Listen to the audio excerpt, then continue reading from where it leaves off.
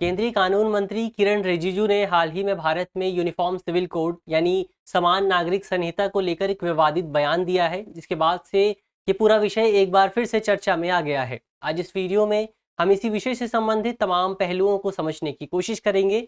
मेरा नाम है अक्षय और आपका स्वागत है दृष्टि IAS की इस नई वीडियो में। वीडियो शुरू करते हैं और सबसे पहले वीडियो की रूपरेखा को समझ लेते हैं, यानी इन बिंदुओं की बात कर लेते हैं जिनके माध्यम से हम अपनी चर्चा को आगे बढ़ाएंगे। तो वीडियो में सबसे पहले हम न्यूज़ यानी खबर को देखेंगे, यानी ये जानेंगे किस वजह से पूरा विषय चर्चा में है। इसके बाद यूनिफॉर्म सिविल कोड क्या होता है इसको समझने की कोशिश करेंगे, और साथ ही यूनिफॉर्म सिविल कोड का क्या इतिहास रहा है, खासतौर पर भारत में क्या इतिहास रहा है, इस पूरी अवधारणा की उत्पत्ति किस तरह से हुई, उस उत्पत्ति को समझने की कोशिश करेंगे। इसके अलावा भारतीय संविधान में यूनिफॉर्म सिविल कोड को लेकर क्या जिक्र किया गया है और सर्वोच्च न्यायालय इस पूरे विषय को लेकर क्या मानता रहा है, इसको भी समझने की कोशिश करेंगे। साथ ही यूनिफॉर्म सिविल कोड के क्या निहितार्थ हो सकते हैं, भारत के लिए इसके क्या मायने हो सकते हैं, क्या महत्व हो सकता है, इसको समझने की कोशिश करेंगे। और इसको लागू करने में क्या चुनौतियां आ सकती हैं, उन चुनौतियों पर बात करेंगे। और साथ ही भारत सरकार इस पूरे विषय को लेकर अब तक क्या मानती रही है, उसको समझने की कोशिश करेंगे। और अंत में प्रश्न पर बात करेंगे। प्रश्न मेंस का है और आप 250 शब्दों में इसे लिखने की कोशिश कर सकते हैं। ये जो पूरा विषय है वो सामान्य अध्ययन प्रश्न पत्र 2 से संबंधित है, और आप इसे भारतीय राज्य व्यवस्था, सरकारी नीति एवं हस्तक्षेप और मौलिक अधिकार जैसे खंडों से जोड़कर देख सकते हैं। वीडियो शुरू करते हैं और सबसे पहले आज की न्यूज़ देख लेते हैं, आज की खबर देख लेते हैं। आज की हमारी जो न्यूज़ है वो इंडियन एक्सप्रेस के एक्सप्लेन्ड सेक्शन से है। हमारी खबर है civil code and the government stands, यानी इस पूरी न्यूज़ में यूनिफॉर्म सिविल कोड को लेकर बात की गई है, समान नागरिक संहिता को लेकर बात की गई है, और इस पूरे विषय को लेकर अब तक भारत सरकार का क्या मानना रहा है, भारत सरकार का क्या पक्ष रहा है, उसको समझने की कोशिश की गई है। इस पूरे विषय का विश्लेषण किया गया है। चलिए वीडियो शुरू करते हैं और सबसे पहले जान लेते हैं कि समान नागरिक संहिता, यूनिफॉर्म सिविल कोड आखिर होता क्या है। तो इस अवधारणा को समझने के लिए हमें समझना होगा सबसे पहले कि आखिर कानून क्या होता है।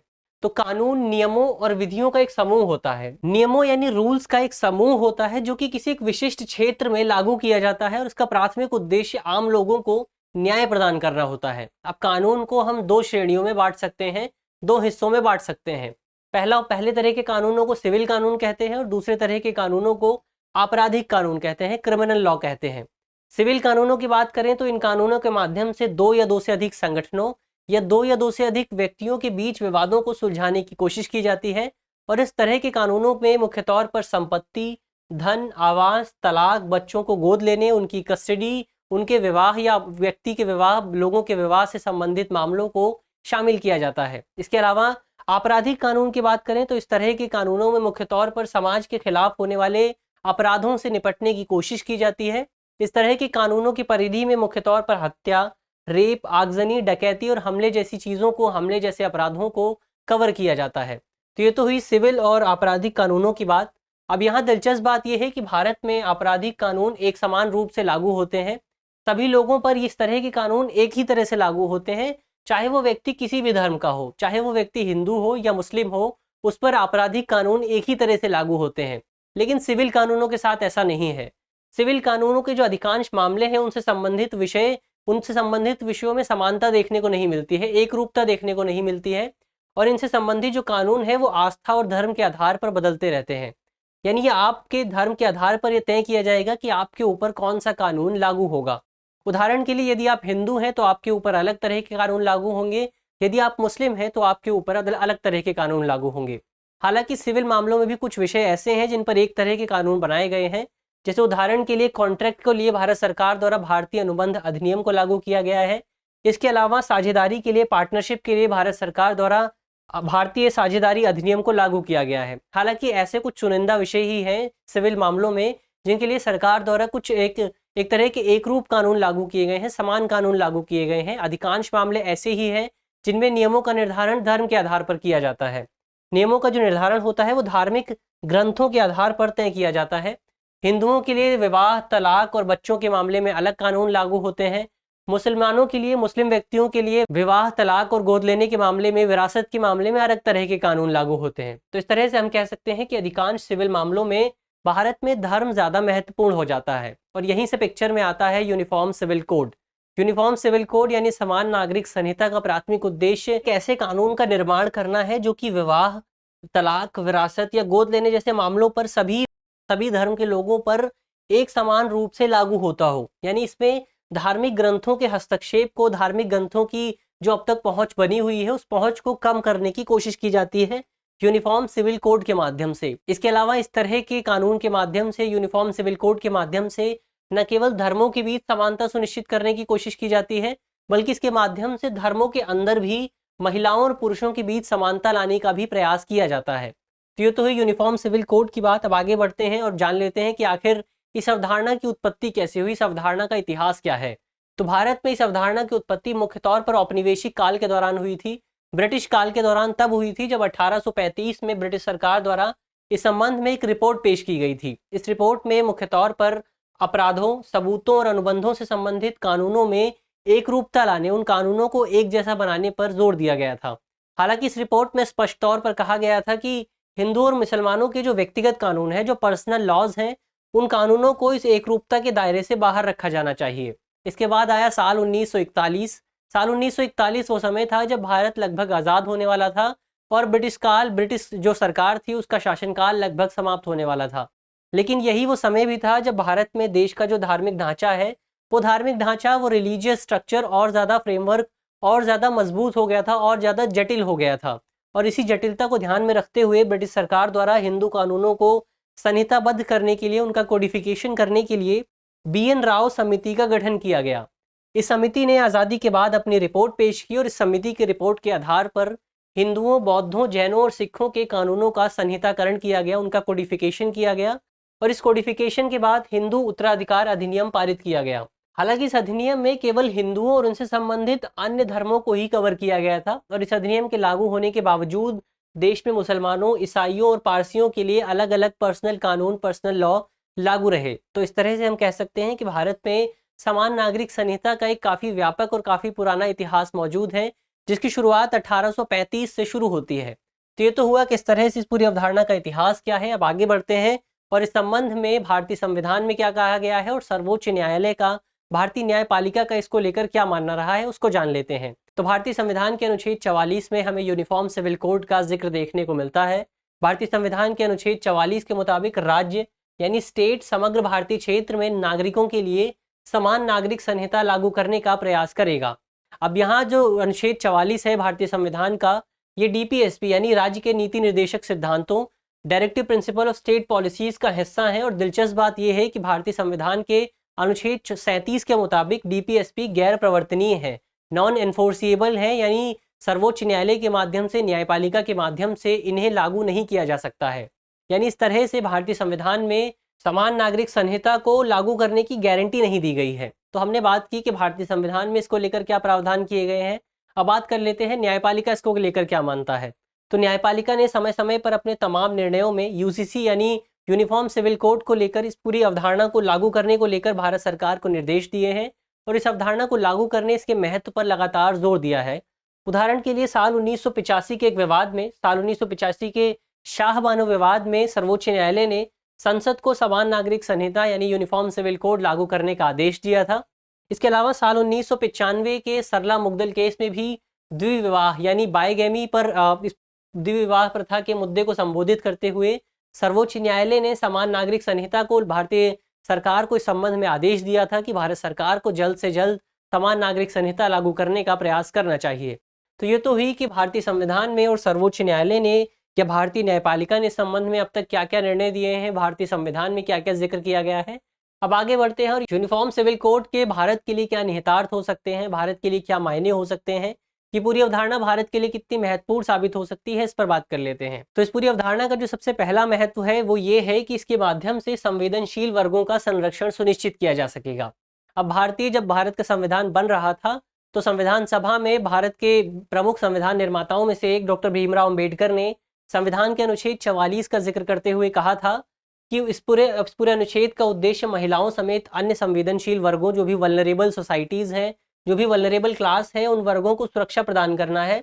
इसके अलावा इस अनुच्छेद के माध्यम से भारत में राष्ट्रवादी भावना को बढ़ावा देने पर भी जोर दिया जा सकेगा। इसके माध्यम से भारत में नेशनलिस्ट फीलिंग्स और ज़्यादा तेज़ी से बढ़ सकेंगी।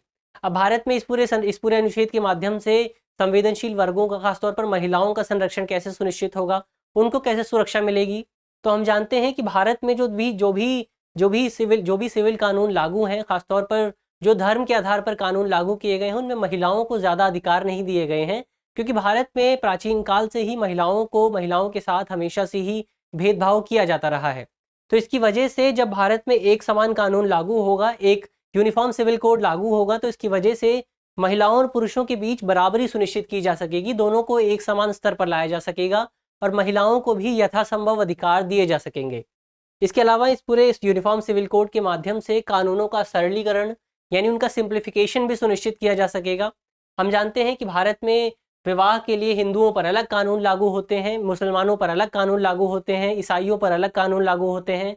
तलाक के लिए हिंदुओं पर अलग कानून है, पारसियों के लिए अलग कानून है। उत्तराधिकार के लिए, गोद लेने के लिए, बच्चों को गोद लेने के लिए, उनकी कस्टडी के लिए अलग अलग तरह के कानून है, अलग अलग धर्मों के लिए। तो इस तरह से भारत में जो पर्सनल लॉ फ्रेमवर्क है यानी व्यक्तिगत कानून का जो फ्रेमवर्क है वो काफ़ी जटिल है। इसकी वजह से भारत में लोगों को कानून को समझने में काफ़ी चुनौती आती है। ऐसे में अगर एक समान कानून लागू किया जा सकेगा तो इसके माध्यम से भारत में इन कानूनों को और ज़्यादा सरल बनाया जा सकेगा, इनका सरलीकरण किया जा सकेगा, इनका सिंप्लीफिकेशन किया जा सकेगा।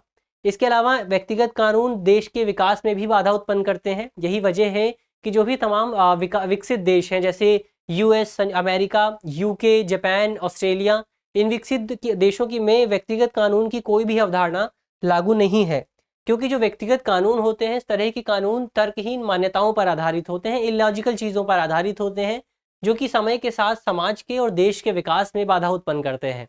ऐसे में समान नागरिक संहिता से इन कुप्रथाओं को समाप्त किया जा सकता है, इन तर्कहीन कुप्रथाओं को, मान्यताओं को समाप्त किया जा सकता है और देश के विकास को और ज़्यादा सुनिश्चित किया जा सकता है। इसके अलावा ये भी माना जाता है कि जब देश में समान नागरिक संहिता लागू होगी तो इसकी वजह से न्यायपालिका के ऊपर, जुडिशरी के ऊपर जो बोझ मौजूद है, जो मामले पेंडिंग मौजूद हैं उस बोझ को कम किया जा सकेगा। उदाहरण के लिए बीते दिनों एक रिपोर्ट जारी की गई थी, जिस रिपोर्ट में बताया गया था कि मौजूदा समय में उच्च न्यायालयों में तकरीबन 4.64 मिलियन मामले लंबित हैं और ज़िला न्यायालयों में तकरीबन 31 मिलियन मामले लंबित हैं। और इनका एक प्रमुख कारण ये है कि भारत में पर्सनल लॉ काफ़ी जटिल है, जिसकी वजह से न्यायपालिका को इन कानूनों को लागू करने, इनका सही ढंग से पालन सुनिश्चित करने में ज़्यादा समय लगता है, मामले लंबे समय तक खिंचते रहते हैं। ऐसे में यदि यूसीसी को लागू किया जाता है, यूनिफॉर्म सिविल कोड को लागू किया जाता है, तो इसके माध्यम से कानूनों को सरल किया जा सकेगा और इन जो लंबित मामले हैं इनमें से कई मामलों को आसानी से सुलझाया जा सकेगा। तो ये तो हुआ कि यूनिफॉर्म सिविल कोड के क्या निहितार्थ हो सकते हैं। अब आगे बढ़ते हैं और इस संबंध में सरकार के समक्ष क्या क्या चुनौती आ सकती है, उन चुनौतियों पर बात कर लेते हैं, उन चैलेंजेस पर बात कर लेते हैं। यानी यूनिफॉर्म सिविल कोड को लागू करने में सरकार के लिए क्या चैलेंजेस आ सकते हैं, क्या चैलेंजेस मौजूद हैं, उन पर बात करते हैं। तो इस संबंध में सबसे पहला चैलेंज यही है कि इस तरह की अवधारणा को भारत में संवैधानिक प्रावधानों का विरोधाभासी माना जाता है। भारतीय संविधान के अनुच्छेद 25 में भारत के सभी नागरिकों को अंतःकरण की स्वतंत्रता का और धर्म को आबाद रूप से मानने का अधिकार दिया गया है। इसके अलावा भारतीय संविधान के अनुच्छेद 26 में सभी धर्मों को अपने धार्मिक मामलों को प्रबंधित करने, मैनेज करने का अधिकार दिया गया है। ऐसे में यदि भारत सरकार द्वारा समान नागरिक संहिता लागू की जाती है तो इसे जाहिर तौर पर भारतीय संविधान के अनुच्छेद 25 और भारतीय संविधान के अनुच्छेद 26 का उल्लंघन माना जाएगा। ऐसे में यदि भारत सरकार समान नागरिक संहिता को लागू करना चाहती है तो भारत सरकार को भारत के संविधान में कुछ बदलाव करने होंगे, भारत के संविधान में संशोधन करना होगा, जो कि सरकार के लिए एक बड़ी चुनौती बन सकती है। इसके अलावा इस संबंध में एक चुनौती ये भी है कि इसे देश की विविधता के लिए, डाइवर्सिटी के लिए भी खतरा माना जाता है। हम जानते हैं कि भारत में अलग अलग धर्मों के लोग रहते हैं, जिनकी अलग अलग धार्मिक मान्यताएं हैं और अलग अलग सिद्धांत हैं। ऐसे में इन सभी लोगों को एक ही नज़रिए से देखने से, एक ही दृष्टिकोण से देखने से जाहिर तौर पर भारत की विविधता के समक्ष, भारत की डाइवर्सिटी के समक्ष एक खतरा उत्पन्न होगा। और इसी खतरे को ध्यान में रखते हुए साल 2018 में विधि आयोग ने अपनी एक रिपोर्ट में यूसीसी यानी यूनिफॉर्म सिविल कोड की आवश्यकता को पूर्णतः नकार दिया था, क्योंकि विधि आयोग का मानना था कि यदि इस अवधारणा को ज़मीनी स्तर पर लागू किया जाता है तो इससे जाहिर तौर पर देश की विविधता के समक्ष एक खतरा उत्पन्न होगा। इसके अलावा इस संबंध में एक बड़ी चुनौती यह भी है कि इस पूरी अवधारणा को अल्पसंख्यकों के बीच एक डर के रूप में देखा जाता है। लोगों का मानना है, जानकारों का मानना है कि यदि भारत सरकार द्वारा इस तरह की अवधारणा को लागू किया जाता है तो जाहिर तौर पर इससे अल्पसंख्यकों के बीच अपनी पहचान को खो देने का एक डर पैदा हो जाएगा, क्योंकि अल्पसंख्यकों द्वारा इस तरह के कानून को बहुसंख्यकों द्वारा अल्पसंख्यकों पर जबरन लागू किए गए एक कानून के तौर पर, ऐसे कानून के तौर पर लागू देखा जाएगा जिससे जबरन लागू किया गया है। तो इससे जाहिर तौर पर एक देश में एक बड़ी चुनौती उत्पन्न हो सकती है। खासतौर पर हमारा हमारा जो माइनॉरिटी वर्ग है उसके समक्ष। ऐसे में भारत सरकार के लिए अल्पसंख्यकों को विश्वास में लेना, उन्हें ट्रस्ट दिलाना कि ये कानून उनके लिए बेहतर है, एक बड़ी चुनौती हो सकती है। तो संबंध में हमने चुनौतियों की बात की, अब आगे बढ़ते हैं और इस संबंध में भारत सरकार द्वारा अब तक क्या मानती रही है, भारत सरकार का क्या मत रहा है, भारत सरकार का क्या पक्ष रहा है, उस पक्ष को जान लेते हैं। तो इस संबंध में भारत सरकार के दो पक्ष रहे हैं। सबसे पहला पक्ष 1991 से साल 2014 तक देखने को मिलता है। ये पक्ष मुख्य तौर पर हस्तक्षेप न करने का था, यानी इस पूरे पक्ष के दौरान, इस पूरे निर्णय के दौरान भारत सरकार ने यूनिफॉर्म सिविल कोड को लेकर हस्तक्षेप न करने का डिसीजन लिया था। इस पूरे निर्णय के तहत, पूरे स्टैंड के तहत भारत सरकार ने ये स्वीकार किया था कि यदि भारत सरकार द्वारा यूनिफॉर्म सिविल कोड को लाया जाता है तो इससे जाहिर तौर पर अल्पसंख्यक समुदाय के व्यक्तिगत कानूनों में, पर्सनल लॉ में बदलाव करना होगा। ऐसे में सरकार की नीति ये थी कि सरकार अल्पसंख्यक समुदाय के कानूनों में तब तक बदलाव नहीं करेगी जब तक इस तरह के बदलावों की शुरुआत खुद समुदाय के बीच से न हो। तो ये नीति साल 1991 से साल 2014 तक देखने को मिली।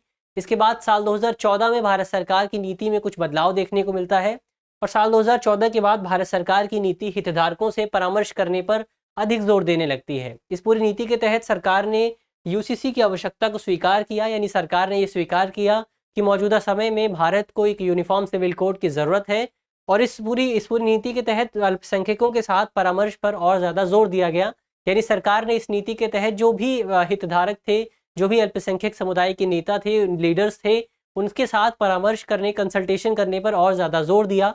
और इसी नीति के हिस्से के तौर पर साल 2019 में भारत सरकार ने संसद को बताया था कि सरकार ने 21वें विधि आयोग से समान नागरिक संहिता से संबंधित विभिन्न मुद्दों की जांच करने और इस संबंध में सिफारिश देने का आग्रह किया है। तो ये तो हुई सरकार की नीति और इस पूरे विषय का विश्लेषण। अब आगे बढ़ते हैं और इस संबंध में एक सवाल पर बात कर लेते हैं, प्रश्न पर बात कर लेते हैं। प्रश्न मेंस का है और आप 250 शब्दों में इसे लिखने की कोशिश कर सकते हैं। प्रश्न है, समान नागरिक संहिता से आप क्या समझते हैं? भारत में इसे लागू करने के निहितार्थों और इससे जुड़ी चुनौतियों पर चर्चा कीजिए। यानी सबसे पहले आपको बताना है कि समान नागरिक संहिता क्या होती है। इसके अलावा यदि इस अवधारणा को भारत में लागू किया जाता है तो भारत के लिए इसके क्या निहितार्थ हो सकते हैं, भारत के लिए इसके क्या मायने हो सकते हैं और इस संबंध में सरकार के लिए क्या क्या चुनौतियां मौजूद हैं। इसके अलावा आप कमेंट बॉक्स में ये भी बता सकते हैं कि भारत सरकार द्वारा हिंदू कानूनों के संहिताकरण के लिए, कोडिफिकेशन के लिए BN राव समिति का गठन किस वर्ष किया गया था। मुझे आशा है कि इस वीडियो के माध्यम से जिन भी बिंदुओं पर चर्चा की गई है वो आपको समझ में आएंगे और अगर आपके प्रश्न पत्र में इससे संबंधित कोई भी सवाल आता है तो आप उसे आसानी से हल कर सकेंगे।